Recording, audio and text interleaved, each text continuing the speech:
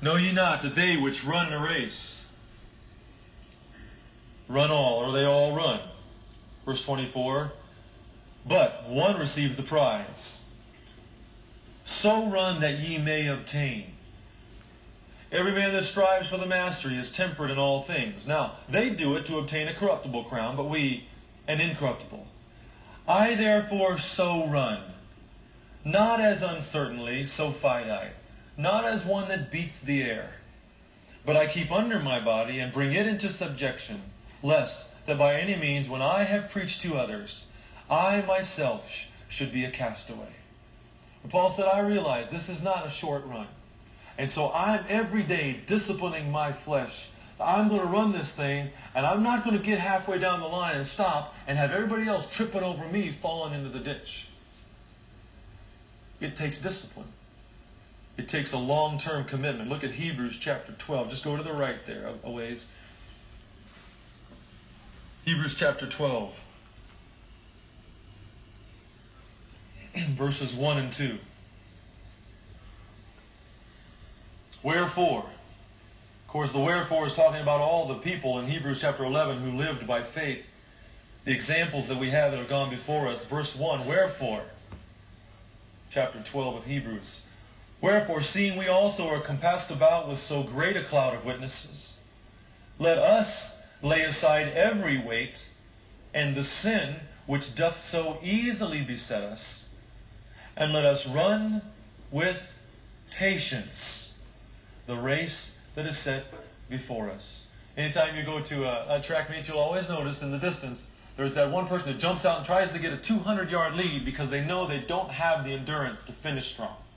And it never fails. There's those patient runners, you can always tell them. They get a cadence going, they get their timing going, and it doesn't matter if everybody is a whole lap ahead. They're going to run their race. And then they start, you see them, the body starts moving wrong, the head starts going like this, and they start falling back. And that patient runner just systematically passes everybody else. Paul said, let's run this race with patience. The race that is set before us. Look at verse 2. What's our goal? Looking unto Jesus, the author and finisher of our faith. And the reason he says that, when you're running in a race, if you start looking, in fact, one of the rules is don't what? Look back. Don't look back in a race. You get your eyes set on a goal and you run there. As soon as you look back, they pass you, you lose your position. See, you run with a goal in mind. It says, look at Jesus. Some of the reason people aren't here tonight that started this race with us 7 or 8 years ago is they look to the left. They look to the right. Somebody said something they didn't like. Someone didn't do what they should have done. Someone didn't treat them like they should have been treated. The pastors didn't respond like they should have. And you know what they did? They looked the other way. They lost focus of the fact it doesn't matter what Frank, Mark, Joe, or Bob do. Jesus finished his race. So look to Jesus. You see, he's the author, he's the finisher of our faith, who, for the joy that was set before him, endured the cross. He did the same thing. He had a goal.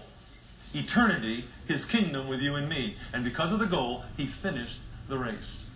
And if we're going to finish what we started in this church, we need to skip over the book of Judges in our life, folks. We need to study it so we never live it. Because we've got to finish this race. And they didn't finish. They didn't finish. We must finish our course. You don't need to turn there, but in 2 Timothy chapter 4, verse 7, Paul said, I'm ready to be offered. I've fought a good fight. I've finished my course. You see, here's the good news. There are no gold medals for the fastest 100 in a mile relay. Listen, there's no gold medal for the guy who starts fast. And the good news in the race that God has us to run, there's no gold medals for the one who finishes first. They all get the same reward if you just finish. Just finish. Some seem to be faster than others. That's okay. Just finish the race. And Paul said, I fought, I kept the faith, and I finished what I started. And now I got the crown that I've been looking forward to. In our study of the book of Judges, we'll see the far-reaching consequences of compromise in the lives of believers.